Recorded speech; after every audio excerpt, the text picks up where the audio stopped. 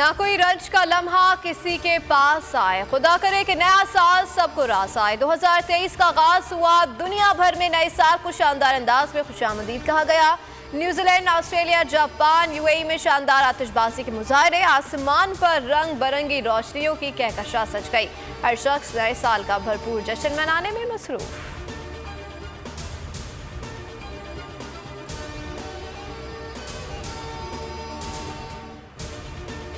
मुल्क भर में साले नौ का शानदार इस्तकबाल, कराची में आतिशबाजी का शानदार मुजाहरा, लाहौर में मंचलों का रक्स, इस्लामाबाद के पार्क व्यू सिटी में ढोल की थाप पर भंगड़े, पेशावर, फैसलाबाद, मुल्तान और क्वेटा में भी नए साल का जश्न मनाया गया। कराची में शहरियों के लिए साले नौ की बड़ी खुशी, हवाई फायरिंग से कई घरों में सोग की फिजा, वज़ीर आला सिंध की जानिब से खुली छुट्टी। शहरियों ने मुराद अली शाह की बात नहीं सुनी, शहर में हवाई फायरिंग जारी रही, 34 से ज्यादा शहरी जख्मी होकर अस्पताल पहुंच गए।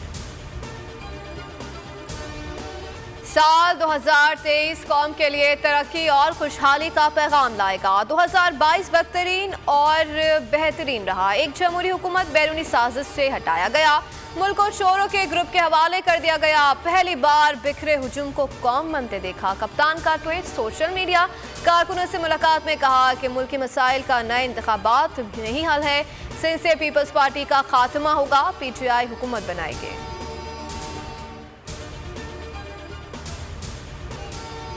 साल 2022 पाकिस्तान पर भारी रहा, कौम के सबसे मकबूल लीडर को साजिश के जरिए इक़्तिदार से हटाया गया। इमरान खान पर कातिलाना हमला हुआ, बोल न्यूज के एंकर अरशद शरीफ के बहिमाना कत्ल ने कौम को हिलाकर रख दिया। आजम स्वाति, शहबाज के खिलाफ भी इंतकामी कार्रवाइयां की गई, सैलाब और दहशत गर्दी के वाक़यात अवाम के नसीब में आए।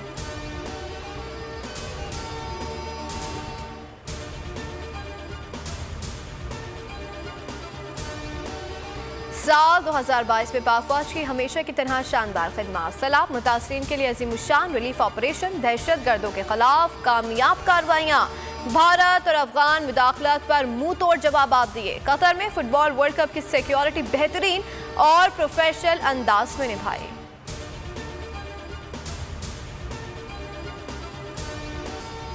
साल 2022 में मुल्क की कई नामवर शख्सियात हमें न रहीं, बिल्किस बानो ईदी और आमिर लियाकत भी अब्दी नीस हो गए। मारूफ फनकार रशीद नाज तनवीर जमात जिंदगी की जंग हार गए। नयरा नूर की वफात से गायकी का एक दरख्शा बाप हमेशा के लिए बंद हो गया।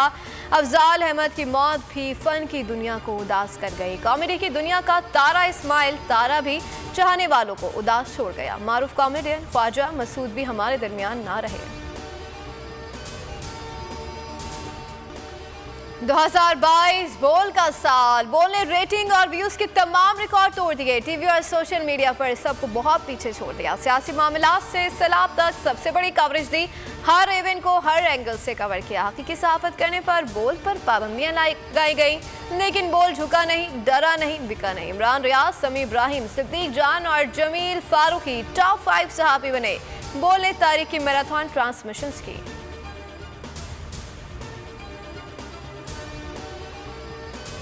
15 जनवरी को कराची का इलेक्शन होगा, 16 जनवरी को मेयर जियाला होगा। हम कराची में अमन लाए, शहर को कचरे से पाक किया, अगला मेयर जियाला होगा। बिलावल भुट्टो का तकरीब से खिताब का आईनी रास्ता अख्तियार करते हुए इमरान खान को घर भेजा। हमने भरपूर मुकाबला किया और जीत कर वापस आए। पंजाब में भी जियालों का जल्द राज होगा।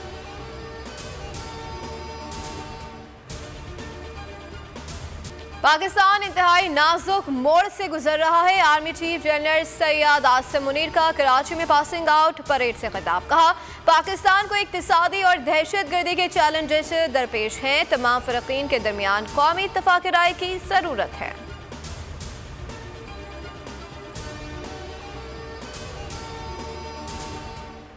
तहरीक इंसाफ हुकूमत ने बल्दियाती इंतखाब न कराने पर इलेक्शन कमीशन के खिलाफ इस्लामाबाद हाई कोर्ट में तौहीन अदालत की दरख्वास्त दायर कर दी है।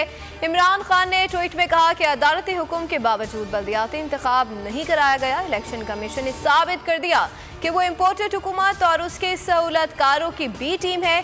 PDM अवाम से खौफजदा है, इलेक्शन से भाग रही है।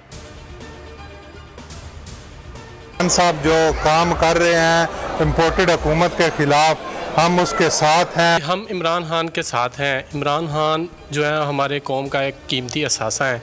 इमरान खान जो है वो ही वाहिद हल है हमारे मुल्क के इस वक्त माशी हालात को बेहतर कर सकते हैं। ओवरसीज पाकिस्तानियों ने मुल्क में फौरी इंतखाबात का मुतालबा कर दिया। पेरिस, स्पेन, सऊदी अरब में मुकीम पाकिस्तानी कहते हैं कि रजीम चेंज के बाद करप्ट टोले ने पाकिस्तान को बदतरीन माशी हालात में जिस तरह धकेला है, इमरान खान को मुल्क की बेहतरी का जामिन समझते हैं।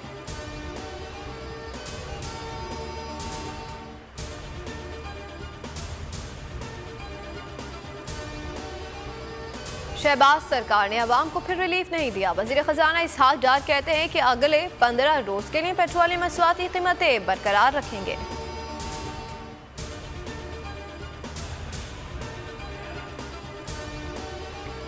मुआशी सूरत हाल मजीद गंभीर। ज़र मुबादला के ज़खायर में 21 करोड़ 12 लाख डॉलर्स की मजीद कमी हो गई है। स्टेट बैंक के ज़खायर कम होकर 5 अरब 61 करोड़ 40 लाख डॉलर्स रह गए। वज़ारत ख़जाना के मुताबिक एक साल में ज़र मुबादला के मजमूई ज़खायर 12 अरब 62 करोड़ डॉलर कम हुए।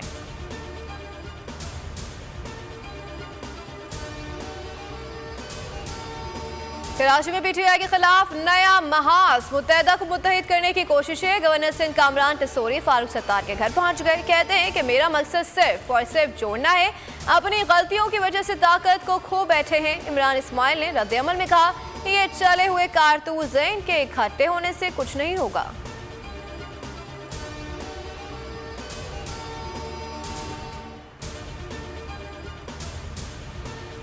MQM को मुत्तहिद करने के मिशन में मसरूफ गवर्नर सिंध कामरान टिसोरी जूता ग्रुप में शामिल हो गए। कराची में तकरीब के दौरान जूता उछाल दिया गया। खुशकिस्मती से जूता गवर्नर सिंध और खालिद महबूब सिद्दीकी को नहीं लगा।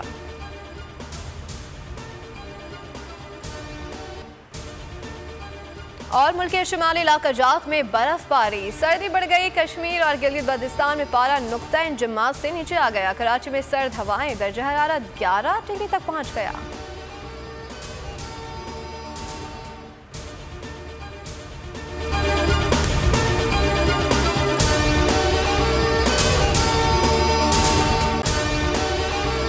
अगर आपको हमारी ये वीडियो पसंद आई है तो लाइक पर क्लिक कीजिए।